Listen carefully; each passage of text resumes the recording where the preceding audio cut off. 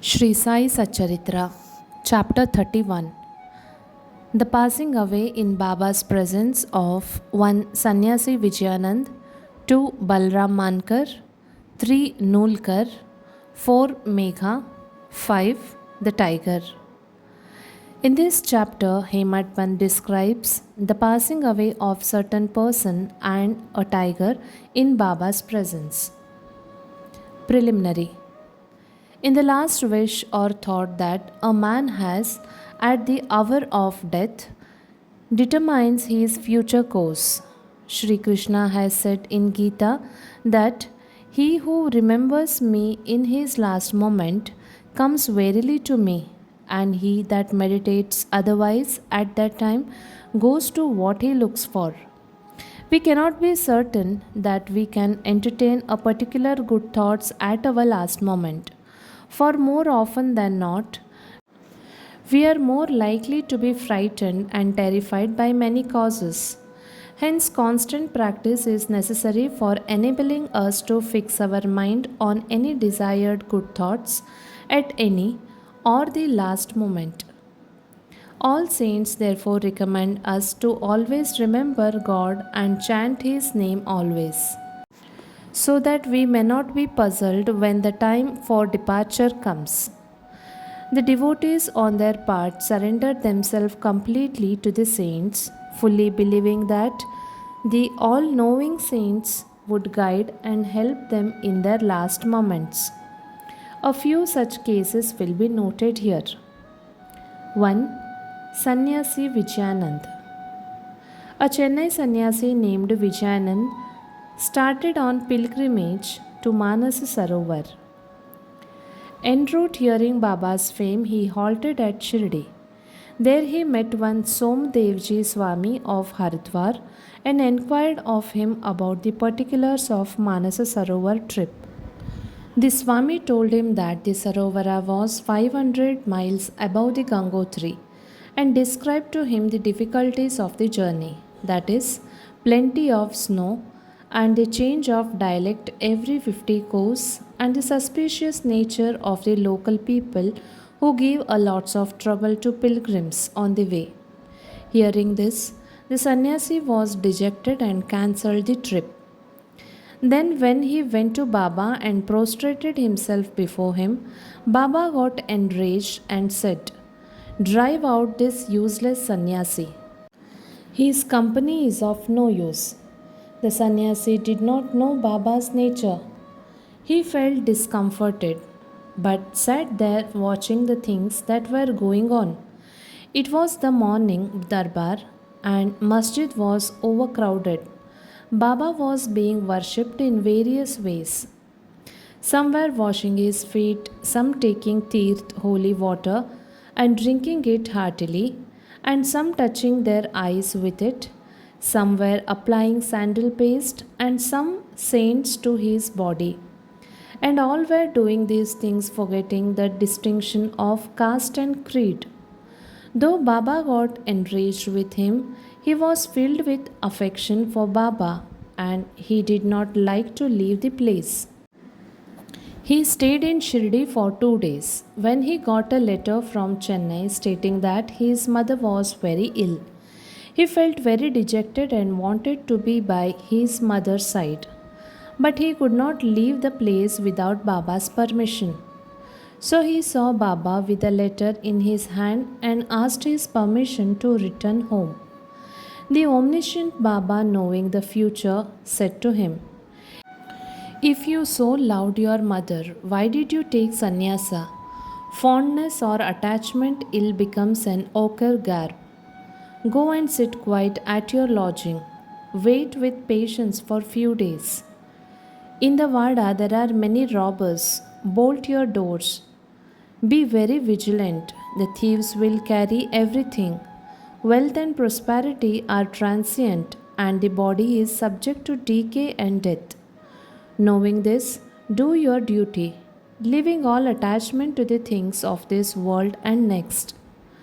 He who does this and surrender himself to the feet of Hari will get free from all troubles and attain bliss. The Lord runs and helps him who remembers and meditates on him with love and affection. Your store of past merit is considerable, so you have come here.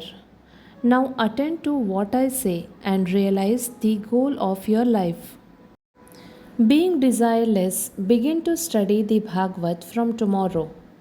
Do 3 saptahas, that is, 3 reading during 3 weeks, conscientiously.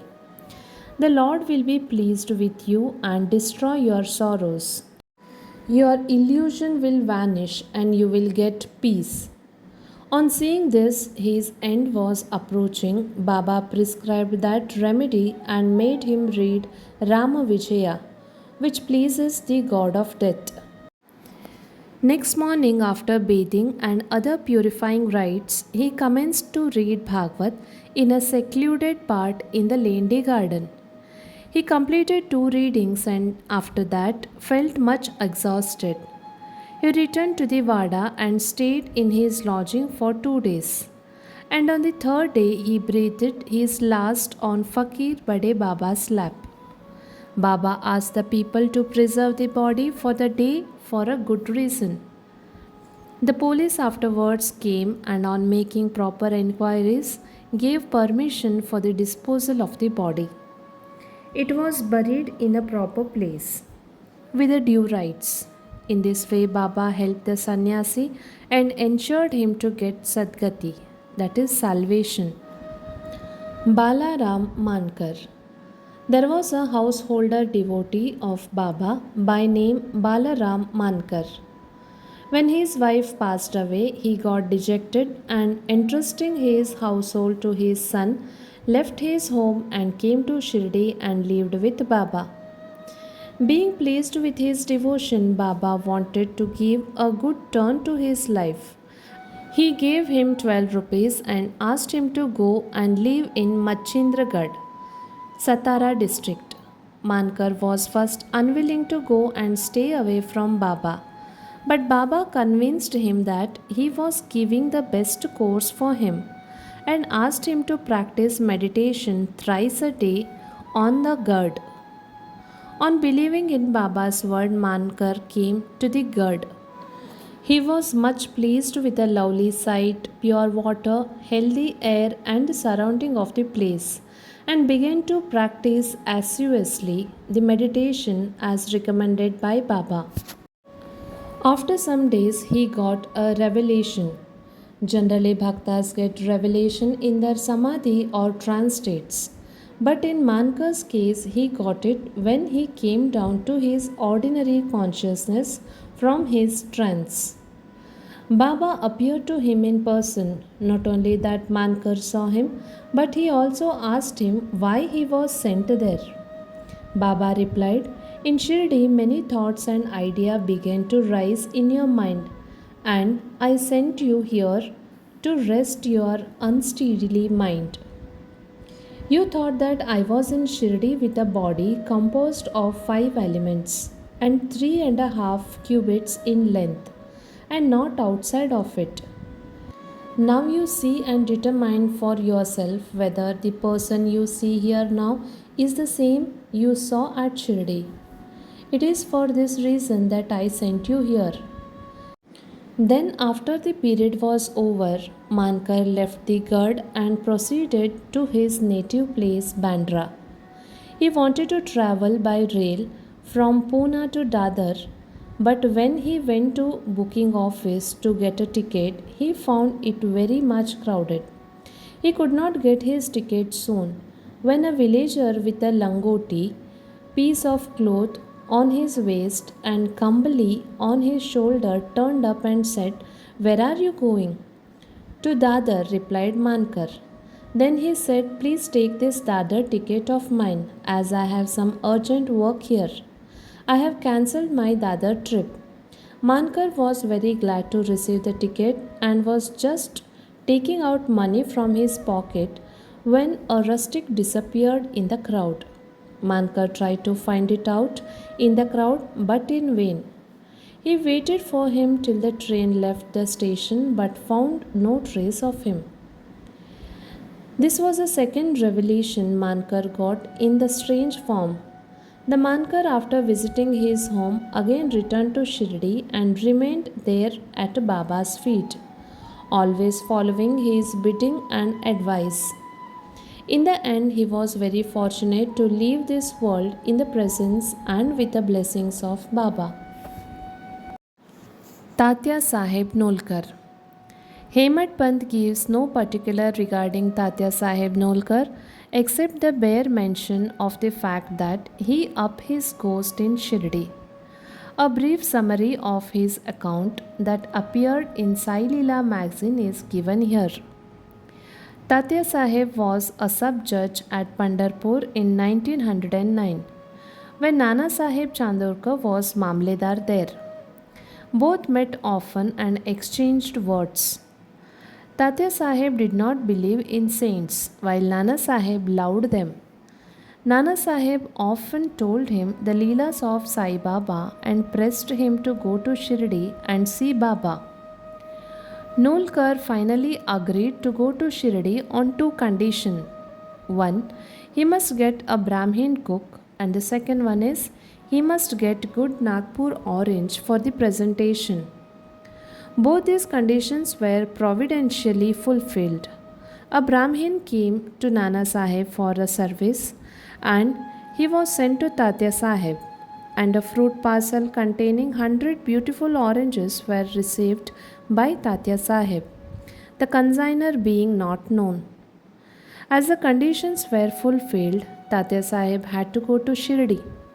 At first, Baba was much enraged with him, but by and by Tatya Sahib got such experience that he was convinced that Baba was God incarnate. So he was enamored of Baba and stayed there till his death. As his end was approaching, sacred literature was read out to him, and at the last hour Baba's Pada Tirtha was brought and given to him for drinking. Baba, on hearing of his death, said, "Oh, Tatya went ahead of us. He won't be reborn." Megha. The story of Megha has been already described in chapter 28. When Megha died, all the villagers followed the funeral procession.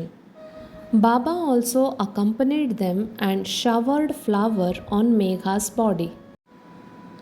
After the obsequies were performed, tears flowed from Baba's eyes, and like an ordinary mortal, Baba showed himself overcome with grief and sorrow. Then, covering the body with flowers and crying like a near relation, Baba returned to the masjid. Many saints have been seen giving Sadgati to men, but Baba's greatness was unique. Even a cruel animal like tiger came to Baba's feet for being saved. It is this story which will be narrated now. Tiger. 7 days before Baba's passed away, the wonderful incident occurred at Shirdi. There came a country cart and stopped in front of the masjid. A tiger was on the cart, fastened with iron chain, with its fierce face turned to the rear. It was suffering from some pain or agony. Its keepers, 3 dervishes, were taking it from place to place and making money by exhibiting it. They tried all sorts of remedy to cure it from the malady it was suffering from, but all was in vain. Then they heard of Baba's fame and came to him with the animal. They got it down the chain in their hands and made it stand at the door. It was naturally fierce, besides disease ridden, so it was restless. The people began to look at it with fear and amazement. The dervishes went in, told Baba everything about the animal, and with his consent brought it before him. As it approached the steps, it was taken aback on account of the lustre of Baba and hung its head down. When both saw each other, it got on the step and looked at Baba with affection. Immediately it moved the tuft of its tail and dashed it thrice against the ground and then fell down senselessly. On seeing it dead, the dervishes were first much dejected and full of sorrows. But on mature thought, they came to their senses. They considered that as the animal was deceased and nearing its end, it was very meritorious on its part that it should meet its death at the feet and in the presence of Baba. It was their debtor, and when the debt was paid off, it was free and met its end at Sai's feet. When any creatures bow down their head at saints' feet and meet death, they are saved, and unless they have got a good store of merit on their account. How could they get such a happy end? Bow to Shri Sai, peace to be all. Shri Sai Pranam.